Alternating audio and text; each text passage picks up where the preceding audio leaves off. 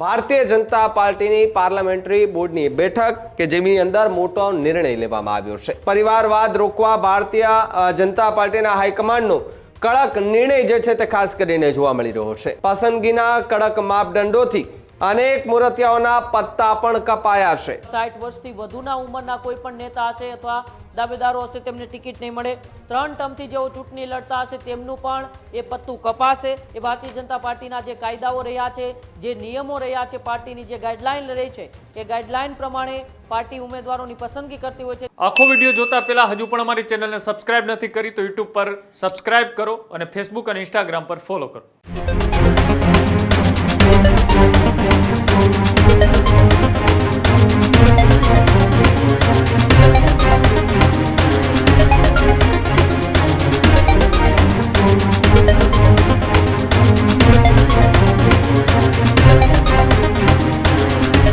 સ્થાનિક સ્વરાજ્યની ચૂંટણીને લઈને ત્રિપાંખીયો જંગ ગુજરાતની અંદર તમામ મહેનત કરી રહી છે અને એની વચ્ચે ભારતીય જનતા પાર્ટીની પાર્લામેન્ટરી બોર્ડની બેઠક કે જેની અંદર મોટો નિર્ણય લેવામાં આવ્યો છે।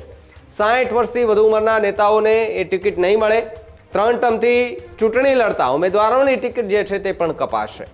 સરકાર કે સંગઠનના પદાધિકારીઓના પરિવારજનોને જે છે તે ટિકિટ નહીં મળે તે પ્રકારની પણ વિગતો છે। પરિવારવાદ રોકવા ભારતીય જનતા પાર્ટીના હાઈકમાન્ડનો કડક નિર્ણય જે છે તે ખાસ કરીને જોવા મળી રહ્યો છે। પાર્લામેન્ટરી બોર્ડની બેઠકમાં નવા નિયમો પર મહોર લાગી છે। પસંદગીના કડક માપદંડોથી અનેક મૂર્તિઓના પત્તા પણ કપાયા છે। ચૂંટણી પહેલા ભાજપે ટિકિટના નવા માપદંડો જે છે તે હવે નક્કી કર્યા છે, કારણ કે સ્થાનિક સ્વરાજ્યની ચૂંટણી અને એમાંય ભારતીય જનતા પાર્ટીનો જે ગઢ જે છે એ ગઢને વધુ મજબૂત બનાવવા માટે મજબૂત ચહેરાઓને મેદાનમાં ઉતારવાના એની રણનીતિ કેટલાય દિવસોથી જે છે તે ચાલી રહી છે।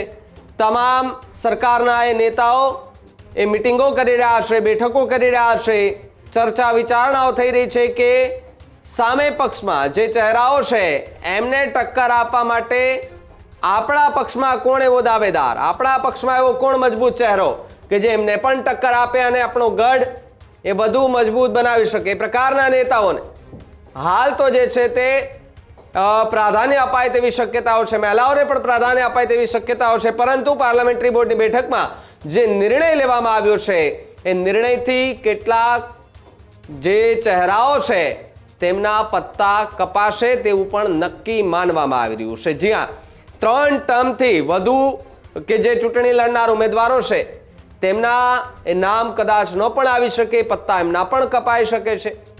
આ બધી જ ચર્ચાઓ જે છે તે હાલ ગુજરાતની અંદર સ્થાનિક સ્વરાજ્યની ચૂંટણીના સમયે થઈ રહી છે। ત્યારે ન્યૂઝરૂમથી ઉમંગ મારી સાથે જોડાયા છે। ઉમંગ, જે રીતે ભારતીય જનતા પાર્ટી એક નવી રણનીતિ સાથે ફરી એકવાર મેદાને ઉતરવાની તૈયારી દર્શાવી દીધી છે, અનેક ચહેરાઓના પત્તા કપાય તેવી વાત જોવા મળી રહી છે, શું વધુ વિગતો?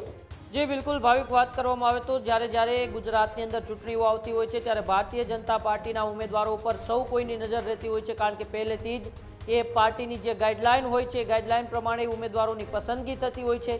ભારતીય જનતા પાર્ટી એક શિસ્તબદ્ધ અને નિયમોથી ચાલતી પાર્ટી એ ગણવામાં આવે છે, એટલે કે સૌ કોઈની નજર હોય છે કે કેવા ઉમેદવારોને સ્થાન એ આપવામાં આવે છે। ત્યારે દરેક ચૂંટણીઓ પહેલા ભારતીય જનતા પાર્ટી ઉમેદવારોની પસંદગી માટે એક માર્ગદર્શિકા જાહેર કરતી હશે કે જો આટલા ક્રાઇટેરિયાની અંદર ઉમેદવાર આવતો હશે, કોઈ દાવેદાર આવતો હશે તો તેમને ચૂંટણી લડવામાં આવશે।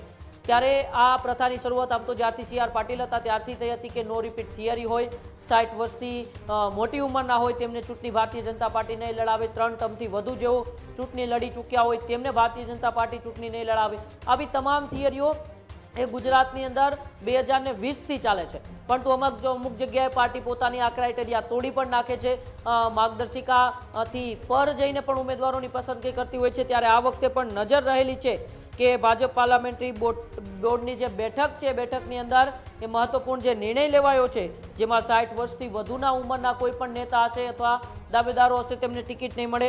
3 ટર્મથી જેઓ ચૂંટણી લડતા હશે તેમનું પણ એ પત્તું કપાશે। સાથે સાથે સરકાર કે સંગઠનના જે પદાધિકારી છે તેમના પરિવારજનોને કોઈ ટિકિટ નહીં મળે, એટલે કે કોઈ પણ પ્રકારનું ટિકિટનું લોબિંગ નહીં ચાલે, કોઈ પણ પ્રકારની ટિકિટની ભલામણ નહીં ચાલે કે અમારા પરિવારજનોને એ તમે ટિકિટ આપો, અમારા સગા સંબંધીઓને તમે ટિકિટ આપો. પરિવારવાદ રોકવા ભાજપ હાઈકમાન્ડે આ મહત્વપૂર્ણ નિર્ણય અત્યારે લીધો છે. પાર્લામેન્ટરી બોર્ડની બેઠકમાં નવા નિયમો પર એ મહોર પણ મારી દેવામાં આવી છે. ત્યારે હંમેશા ભારતીય જનતા પાર્ટી પોતાના ઉમેદવારોથી સૌને અચંબિત કરતી હોય છે.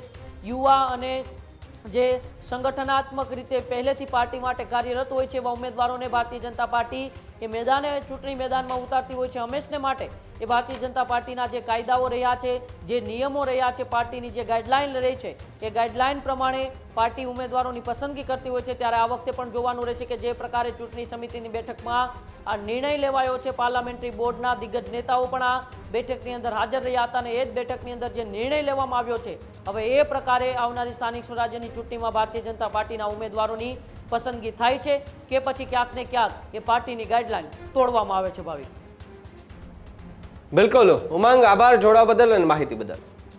આ જ પ્રકારની તમામ અપડેટ જોવા માટે ન્યૂઝરૂમ ગુજરાતને લાઇક, શેર અને સબસ્ક્રાઇબ કરવાનું ભૂલતા નહીં.